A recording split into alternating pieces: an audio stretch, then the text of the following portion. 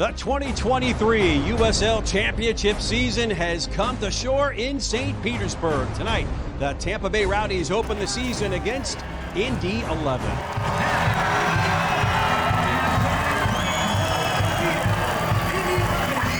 Jennings kicks the first ball in anger, and is game on in St. Petersburg.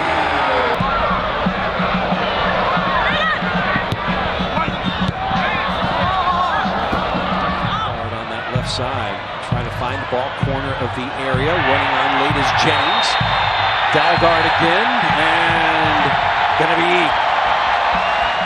penalty in the 20th minute.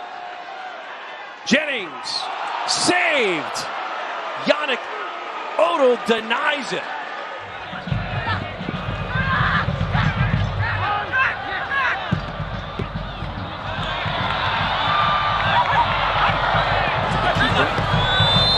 And there's our halftime whistle. No score, but an eventful first half. They'll float it wide. Williams sets the ball in. Back post is a goal! Tampa Bay! Jake Orban! The first goal of the 2023 campaign. 2.5 minutes to go. Indy need a goal to get a result here. Right on the edge of the area. It's going to be right at the edge and in yellow. It looks like Aiden Quinn is going to get the responsibility. And he scores it at the death. Indy 11 has leveled the scoreline. It is 1-1. And full time here at Al Lang Stadium. I think watching that just reinforced my feelings on that it was a great performance to start the year out in a difficult opponent. And the guys agree. You know, the team, they obviously watch it back themselves and we do video on it, and they all feel really good about the performance 2-3 days later, which is a good indication. So yeah, we're happy with what we did. It gives us a great foundation to build on, not just the point, but the performance in general, the confidence that the guys have taken from that. Even today in training, you could tell even a bigger energy about the group, a bigger confidence about the group, knowing that we went into Tampa, played well, had more possession, similar amount of shots, more crosses, more corners, higher XG, all those things. You know, stats are stats, but when they're compiled together, it gives a bit of a picture of the sense of feeling that we got from the game. So all in all, happy. Know that we can keep improving, and the guys know that too. This is a group of players that are continually pushing to get better, so they know that it's never done, the work's never over. It's a long season. We got to make sure that we just keep getting better every day to make sure our performances keep getting better as well. That penalty kick save from Yannick Odell against his college teammate Cal Jennings earned him a spot on the USL Championship Team of the Week. Feels good. Good to be up there with the players that performed well over the weekend, and hopefully something that I can build on through the season. Watching the game back actually showed, and the stats just showed that we actually had more control than it felt on the field. I think first half was still scrappy from both teams, but there was some bright spots where we played through Tampa's press and open up the game a lot. Those are the things that we can build on. His PK save was nominated for Save of the Week as well, which is something you can vote on.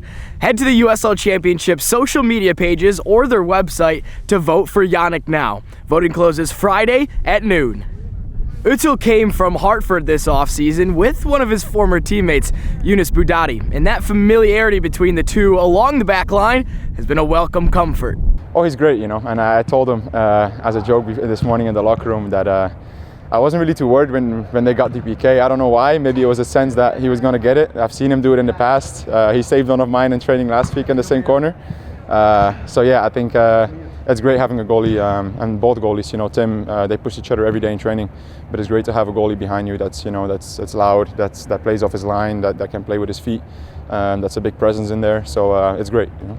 Now, it is the second match week of the USL Championship season, but we have a bye this week, and while not ideal, the team is using this week to continue to build chemistry and momentum before we head to Detroit on March 25th. It is what it is, right? You know, after a good performance, you kind of want to get back on the field again.